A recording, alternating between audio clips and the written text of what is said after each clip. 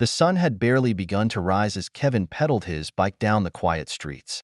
The air was crisp, and his breath formed small clouds in front of his face. He adjusted the weight of his heavy backpack, filled with newspapers he needed to deliver before the day properly started. This routine had become second nature to him, waking up before the rest of the world, slipping on his worn-out sneakers, and riding through the silent neighborhood. Kevin's parents depended on the extra money he made to help with the bills. His mom had been working extra shifts at the diner, and his dad spent long nights at the factory. Kevin wanted to do his part, even if it meant sacrificing his sleep. Turning onto Chestnut Lane, Kevin's eyes scanned the familiar rows of houses, their porches still dark and quiet. Most of the residents were likely sipping coffee or just getting ready for the day, unaware of the boy on his bike, ensuring their morning paper was waiting for them. As he approached Mr. Randall's house, Kevin slowed down. The old man's place always caught his attention. The bricks were weathered, the windows dusty, and the yard overgrown with weeds. Tossing a paper toward the front door, Kevin noticed something strange. The door wasn't fully closed. It hung ajar, barely on its hinges. Behind it stood Mr. Randall, leaning heavily against the frame. The sight made Kevin stop. Mr. Randall looked frilier than usual. His thin frame swayed slightly. His eyes were sunken, and his oversized clothes hung loosely on him. He gripped the doorframe as if it were the only thing keeping him upright. "Mr. Randall?" Kevin called out, unsure. He stepped off his bike, letting it rest against the mailbox. The old man's vacant eyes shifted to Kevin but seemed to look through him. Kevin's stomach tightened. "Mr. Randall, are you okay?" he asked again, louder this time. No response. Kevin approached cautiously, catching a faint, unpleasant odor wafting from the house. Glancing past the doorway, he saw piles of trash, old newspapers, and food containers stacked haphazardly in the dimly lit hallway. The air was heavy and sour. Something was wrong. "Sir, do you need help?" Kevin asked, his voice firm. Mr. Randall swayed slightly, mumbling something Kevin couldn't understand. His shoulders trembled, and he looked like he might collapse at any moment. Kevin felt his heart race as panic set in. He took out his phone and dialed 911, his fingers trembling. There's an elderly man on Chestnut Lane. He doesn't look good. I think he needs help," he stammered, giving them the address. "Is he conscious?" the dispatcher asked calmly.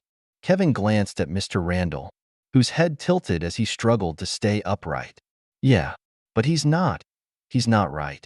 He looks really sick. Stay with him if you can. Paramedics are on their way." "Okay, thanks," Kevin replied, ending the call.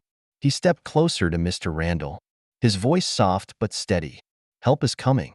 Okay, just hang in there." Minutes felt like hours as Kevin stood by, unsure of what else to do. The neighborhood was eerily silent. A chill crept up his spine, but he stayed rooted to the spot, watching over the frail man until the distant wail of a siren broke the quiet. The ambulance pulled up, its flashing lights casting a glow on the street. Kevin waved to the paramedics as they jumped out and rushed toward the house.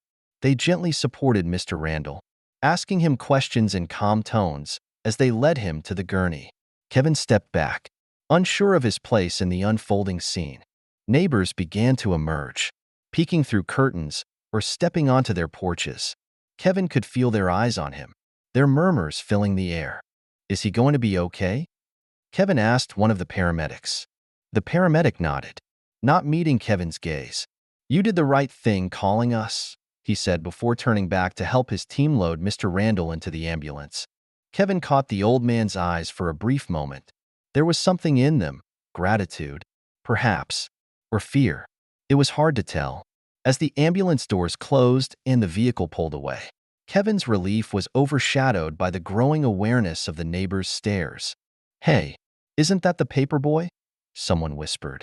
Kevin's face flushed. He grabbed his bike and pedaled away, his chest tight with embarrassment. He had only tried to help, but the judgment in their eyes made him feel like he'd done something wrong. For the rest of his route, Kevin couldn't shake the image of Mr. Randall's frail form or the way the neighbors had looked at him.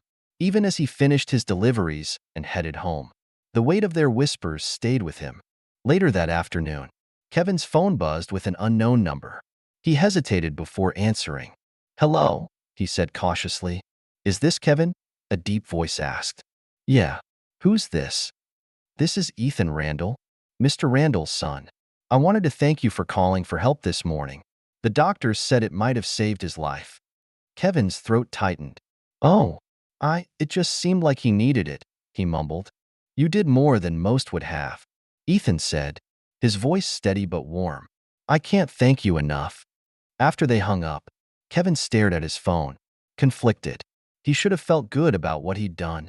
Instead, the weight of the neighbors' disapproval lingered.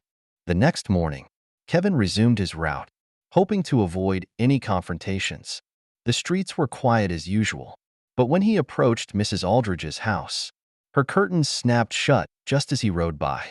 At Mr. Benson's, the door stayed firmly closed even after Kevin knocked.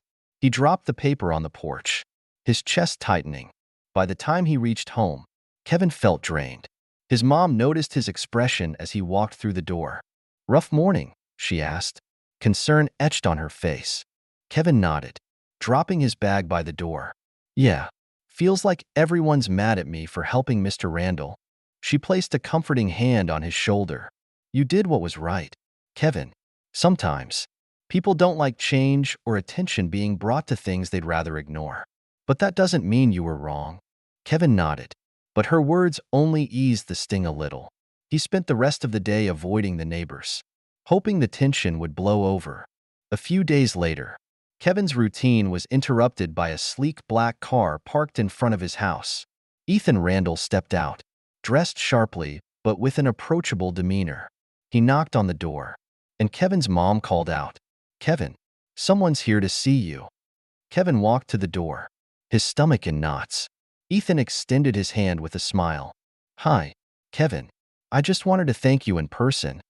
Ethan said, "You made a real difference for my dad." And he held out an envelope. "This is for you. Just a small token of our gratitude." Kevin hesitated, his cheeks flushing as he took the envelope. "Thank you," he said softly. "If you ever need anything, don't hesitate to reach out." Ethan added before leaving. Inside the envelope was more money than Kevin had ever seen. He showed it to his parents, who immediately suggested using it for bills. Kevin agreed without hesitation. That evening, as Kevin lay in bed, he felt a sense of peace. The neighbors' whispers might not fade overnight, but he knew he'd done the right thing. Slowly but surely, things would get better. And for the first time in days, Kevin allowed himself to believe it.